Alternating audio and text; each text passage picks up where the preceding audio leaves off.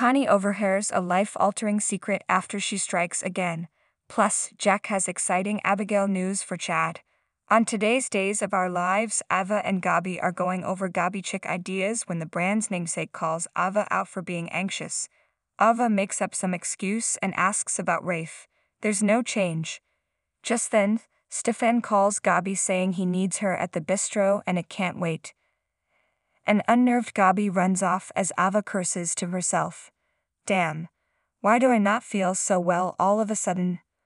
Over at the police station, Bobby insists to Jada that he's not a murderer, though he admits he is Bobby after a few threats.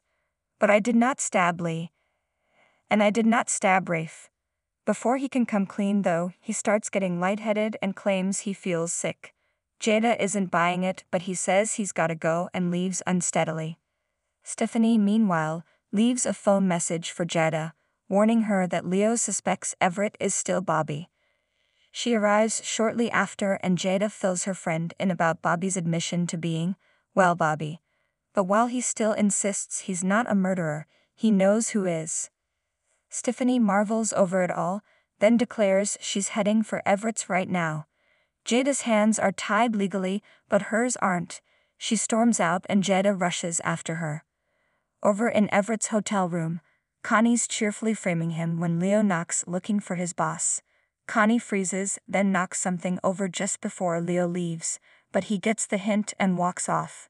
She plants some gloves, leaves a note on his laptop and puts his pills next to the nightstand. As she slips out, she drops a keycard. Bobby arrives shortly after, relieved to see his room cart on the floor, barely able to stand. God, what is wrong with me? Inside his room, he makes it to the bed, moaning and groaning, and spots the pill bottle next to his bed. He starts to read it, then gives up. Who cares? He thinks back to Connie bringing him coffee, realizing she drugged him. He tries calling for help, but can't work the phone. Over at The Spectator, Jack arrives to Chad's congratulations at getting his half of the paper back. But he's not there for work, he's there to talk about Abigail. The video cleanup is going slow, and may be a dead end. If it is, Chad says, then they've got nothing. Before Jack leaves, Chad offers to give his half of the paper back to Jack. He won't have it though. It was meant to be Abigail's. And someday, whether she's alive or not, it should go to Thomas and Charlotte. After he's gone, Leo shows up to wax on about all the lady whistleblower stories he's got. He tells Chad about how Everett doesn't seem like himself, and mentioned getting blown off when he went to visit the editor-in-chief. Chad tells him Everett just needs space as he focuses on his mental health. Leo, though, wonders if Everett was released too early. They then get onto the topic of Jack coming back, and Leo admits he wondered if Gwen was coming back, too.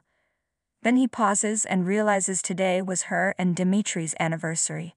It was a disaster and the two of them never even got divorced. He threw away his friendship with Gwen for nothing, only for Dimitri to write a poorly written letter that he met some guy in prison and fell in love. A part of me wonders if it's even true.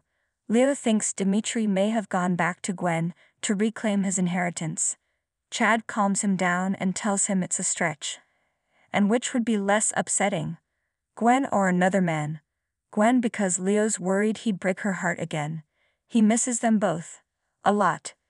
Chad tells him to look forward, not behind, saying he hopes for good things for Leo. It's okay to feel lonely.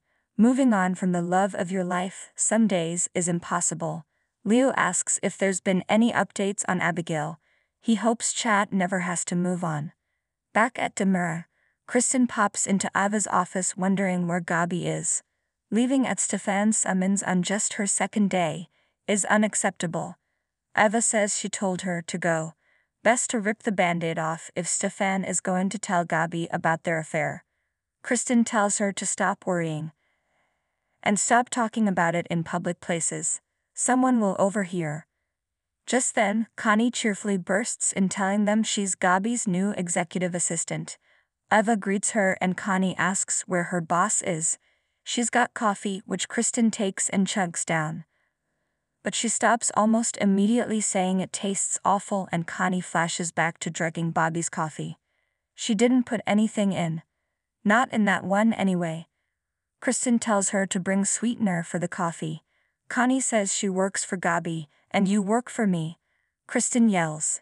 Chop chop. Eva gets a message from Gabi saying she's taking the rest of the day off to celebrate her anniversary. Connie rushes in with sweetener, wondering where her desk is. Why don't you ask Gabi? Kristen slinks out with Eva and Connie sits in Gabi's chair. No one's using this one. Don't mind if I do.